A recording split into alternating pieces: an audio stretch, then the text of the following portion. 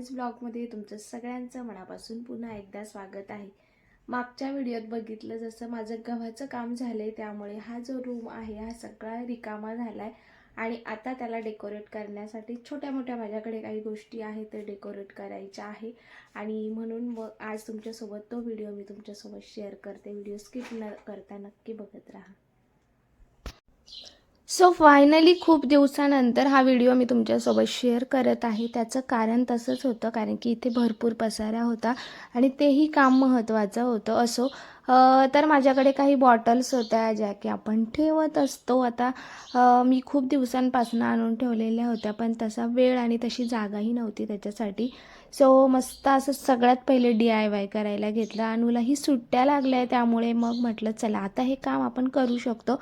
So सगळ्यात पहिले bottle colour करून त्या बाहेर ठेवल्या, जेणेकरून त्यातला कलर सुकेल। हा एक प्लायवूड होता आणि म्हटलं चला त्याचाही उपयोग आपण होम डेकोरसाठी करू शकतो। सो इथे मस्त असा एक मी खिळा ठोकलाय आणि आता अशा पद्धतीने तुम्ही बघू शकता।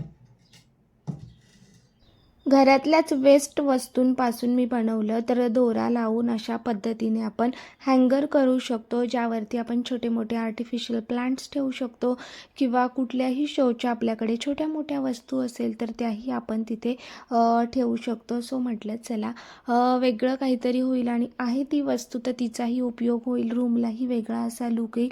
सो सेकंड DIY मी हे बनवलं होतं, जे तुम्ही घरी इझिली बनवू शकतात। इवन आपण गॅलरीमध्येही अशा पद्धतीच्या गोष्टी ट्राय करू शकतो।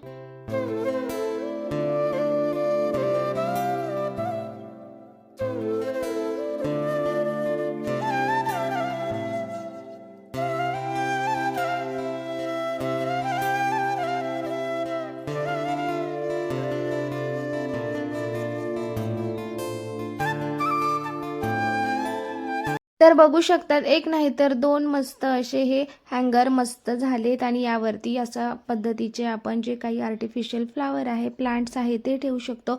हँगिंग प्लांटर्स वगैरे ठेवू शकतो। आता जसं माझ्याकडे आत्ता होतं ते मी ठेवलंय।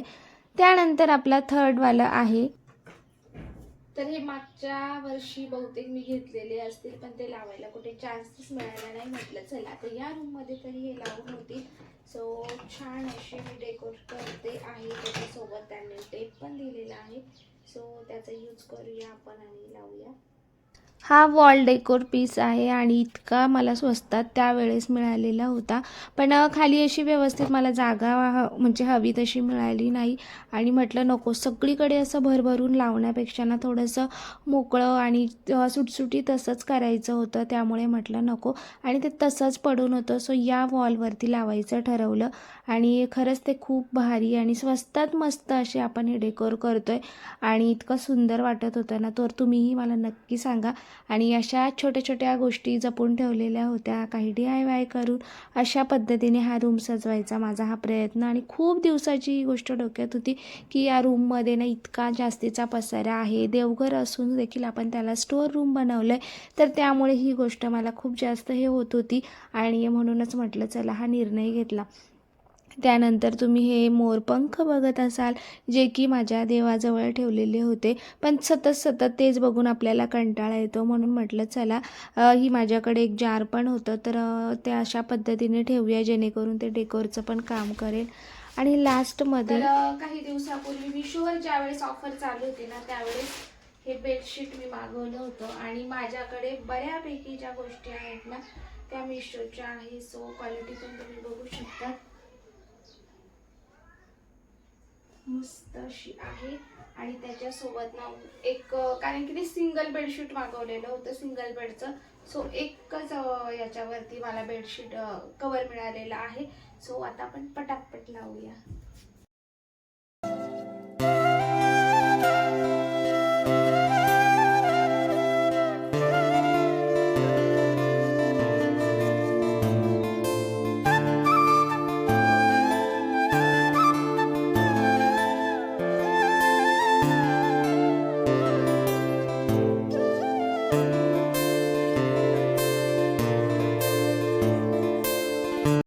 सो या सगळ्या ज्या गोष्टी आहेत ना, याच्या लिंक मी डिस्क्रिप्शनमध्ये देणार आहे. जर तुम्हाला हवं असेल तर नक्की तुम्ही चेकआउट करू शकतात.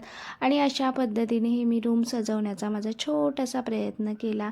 आणि त्यानंतर ही जी बॉटल होती ना, ती छान सुकलेली होती. म्हटलं चला हिच्यावर, कारण की भिंत पण जी आहे आपली वॉल आहे ती पण व्हाईट होती आणि बॉटलला पण व्हाईट कलर दिला आहे.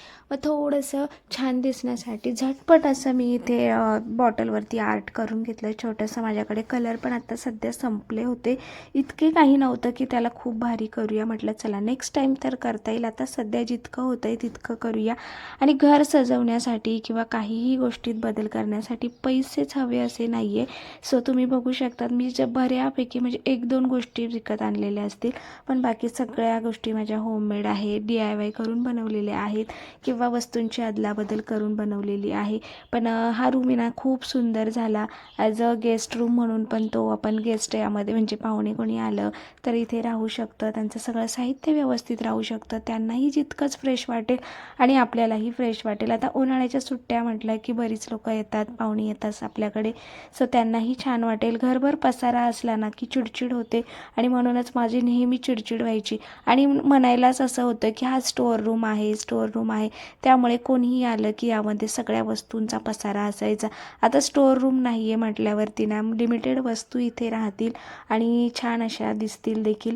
तर असा सिम्पल असा माझ्या हा रूमचा लुक तुम्हाला कसा वाटला तेही मी दाखवते.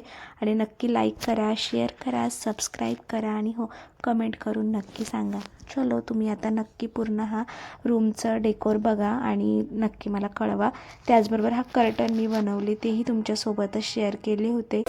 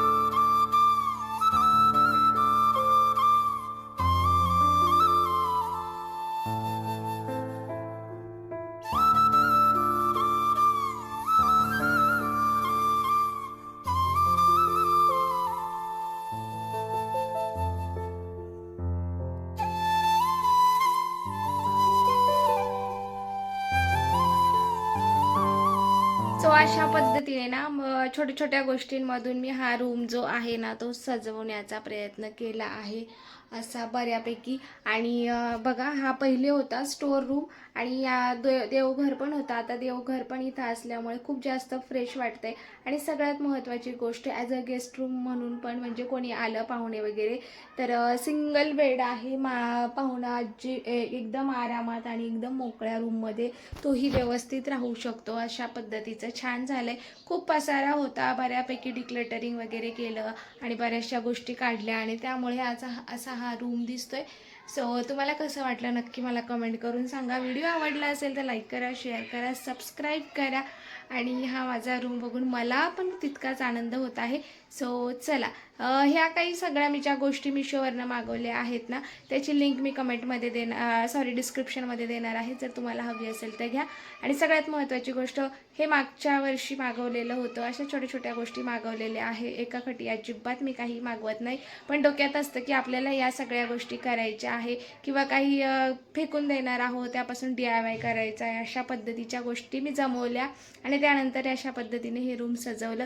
याचा फायनल लुक मी आता तुमच्यासोबत शेअर करते आणि व्हिडिओ इथेच थांबवते. पुन्हा एकदा व्हिडिओ आवडला असेल तर लाईक करा, शेअर करा, सबस्क्राईब करा आणि हो कमेंट करून नक्की सांगा. चलो बाय.